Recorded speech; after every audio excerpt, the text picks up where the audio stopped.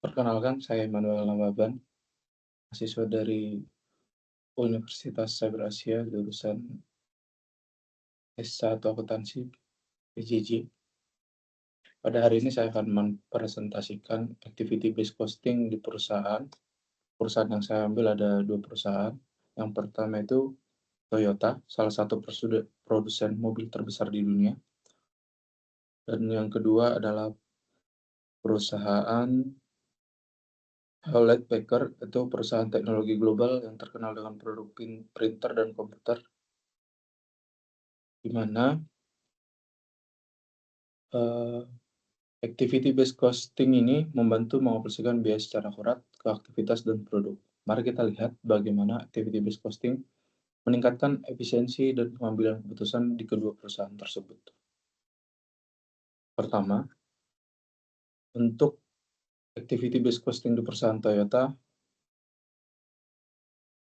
dilakukan identifikasi aktivitas, yaitu Toyota menerapkan activity based costing dengan mengidentifikasikan aktivitas-aktivitas utama dalam proses produksinya, seperti desain, di mana biaya desain produk dapat dilacak, lalu pembelian bahan baku, mana biaya pengadaan bahan baku dihitung, lalu perakitan, mana biaya perakitan mobil dianalisis, dan pengujian kualitas di mana biaya pengujian setiap model diukur.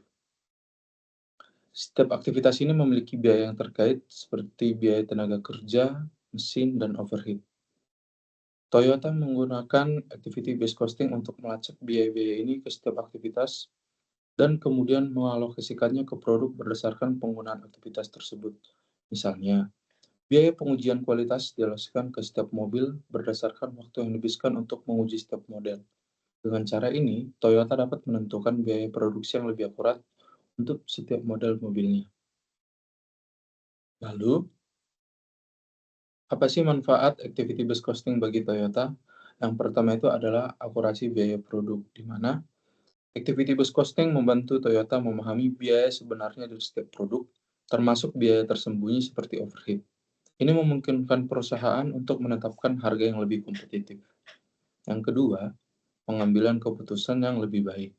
Dengan informasi biaya yang lebih akurat, Toyota dapat membuat keputusan strategis seperti menghentikan produksi model yang kurang menguntungkan atau mengoptimalkan proses produksi. Yang ketiga, identifikasi aktivitas yang tidak efisien atau yang inefisien, di mana activity based costing membantu Toyota mengidentifikasikan aktivitas yang tidak efisien atau tidak bernilai tambah, sehingga perusahaan dapat mengambil langkah untuk mengurangi biaya tersebut. Terakhir, alokasi sumber daya yang lebih efektif.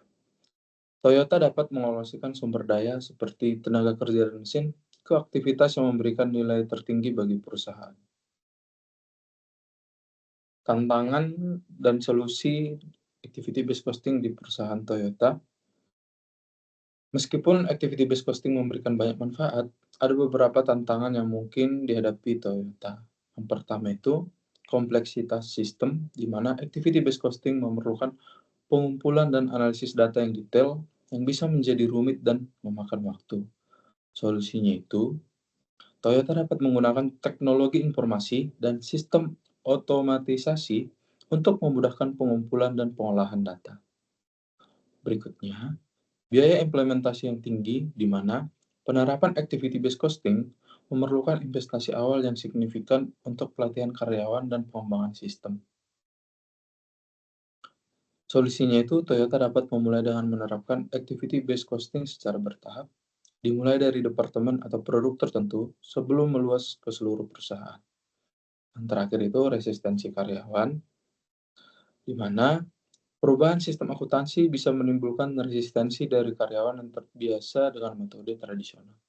Solusinya itu adalah Toyota dapat memberikan pelatihan dan sosialisasi tentang manfaat activity based costing pada karyawan untuk meningkatkan penerimaan mereka. Untuk meningkatkan efisiensi dan akurasi biaya produk, penerapan activity based costing di Toyota telah meningkatkan efisiensi dan akurasi biaya produk dalam beberapa cara. Yang pertama itu efisiensi operasional. Dengan mengidentifikasikan aktivitas yang tidak bernilai tambah, Toyota dapat mengurangi pemborosan dan meningkatkan efisiensi produksi. Misalnya, jika activity-based costing menunjukkan bahwa pengujian kualitas memakan waktu terlalu lama, Toyota dapat mengoptimalkan proses pengujian. Lalu, untuk akurasi biaya produk, activity-based costing memungkinkan Toyota untuk mengalokasikan biaya operasi secara lebih akurat ke setiap produk. Misalnya, jika satu model mobil memerlukan lebih banyak untuk perakitan, biaya overhead yang dialokasikan ke model tersebut akan lebih tinggi, mencerminkan biaya sebenarnya. Lalu peningkatan profitabilitas, yaitu dengan memahami biaya sebenarnya dari setiap produk, Toyota dapat fokus pada produk yang paling menguntungkan dan mengoptimalkan strategi harga. Kesimpulannya, penerapan activity-based costing di perusahaan Toyota telah membantu perusahaan dalam meningkatkan akurasi biaya produk, efisiensi operasional, dan pengambilan keputusan strategis. Meskipun ada tantangan dalam implementasinya, langkah-langkah seperti penggunaan teknologi dan pelatihan karyawan dapat membantu mengatasi masalah tersebut. Dengan activity-based costing, Toyota dapat mempertahankan posisinya sebagai salah satu produsen mobil terkemuka di dunia. Berikutnya, penerapan activity-based costing di Hewlett-Packard atau HP. Untuk proses penerapannya yaitu Hewlett-Packard atau HP menggunakan activity-based costing untuk mengalokasikan biaya overhead dan aktivitas produksi secara lebih akurat ke setiap produk. Prosesnya meliputi yang pertama, identifikasi aktivitas utama. Misalnya desain produk, pengadaan bahan baku, perakitan komponen, pengujian kualitas, dan distribusi. Lalu, dilakukan penelusuran biaya ke aktivitas, yang mana biaya tersebut seperti listrik, tenaga kerja, dan perawatan mesin dilacak ke setiap aktivitas. Contohnya itu biaya pengujian kualitas printer dialokasikan berdasarkan waktu yang dihabiskan untuk menguji tiap model. Yang ketiga itu, alokasi ke produk, di mana biaya aktivitas kemudian dibebankan ke produk berdasarkan pemicu biaya atau cost driver, seperti jumlah unit yang diproduksi, jam mesin, atau frekuensi pengujian. Contoh praktisnya itu saat memproduksi printer high-end yang memerlukan lebih banyak pengujian, activity-based costing memastikan biaya pengujian dialokasikan secara proporsional ke produk tersebut, bukan dibebankan merata ke semua produk.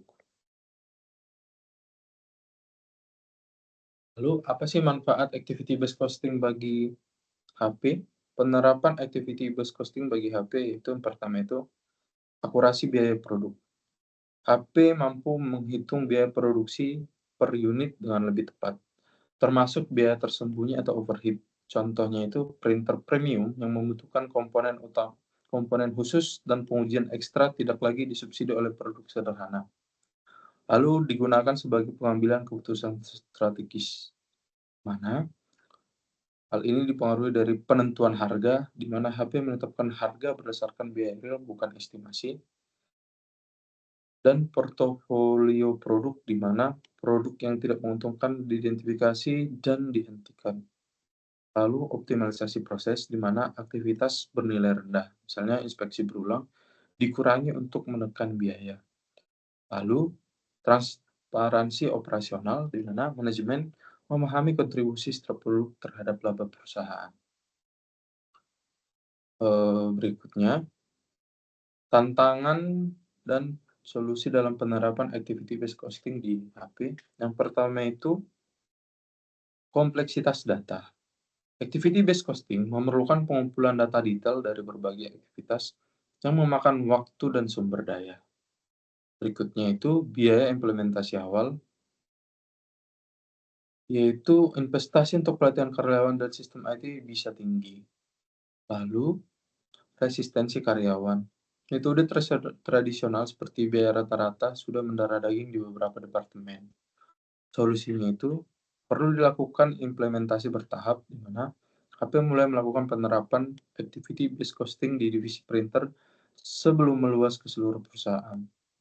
Lalu digunakan teknologi pendukung, yaitu menggunakan software akuntansi seperti SAP atau Oracle untuk mengotomasikan pengumpulan data.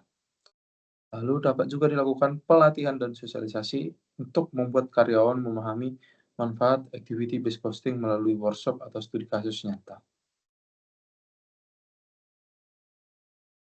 Lalu, peningkatan efisiensi dan akurasi biaya di perusahaan HP, yang pertama itu reduksi reduksi biaya overhead, yaitu dengan mengidentifikasikan aktivitas yang tidak bernilai tambah. Misalnya, pergantian alat yang tidak optimal, HP mengurangi pemborosan hingga 15% di beberapa lini produksi. Lalu, yang kedua, alokasi biaya yang realistis. Contoh, biaya riset dan development untuk printer high-end dialokasikan hanya ke produk tersebut, bukan ke printer entry level. Hal ini mencegah distorsi biaya dan laba. Lalu, berikutnya itu peningkatan keputusan produksi di mana perusahaan HP mengalihkan sumber daya ke produk yang lebih menguntungkan dan proses produksi dioptimalkan dengan fokus pada aktivitas kritis, misalnya itu mengurangi waktu setup mesin. Kesimpulannya, perusahaan HP membuktikan bahwa activity based costing tidak hanya meningkatkan akurasi biaya, tetapi juga mendorong efisiensi operasional dan pengambilan keputusan berbasis data. Meski menghadapi tantangan kompleksitas, solusi seperti implementasi bertahap dan pemanfaatan teknologi membantu perusahaan mengatasi hambatan tersebut. Dengan activity based costing, perusahaan HP mampu mempertahankan keunggulan kompetitif di pasar teknologi yang dinamis.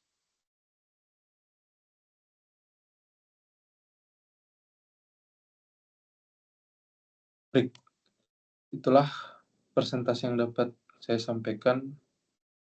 Kurang lebihnya mohon maaf. Terima kasih.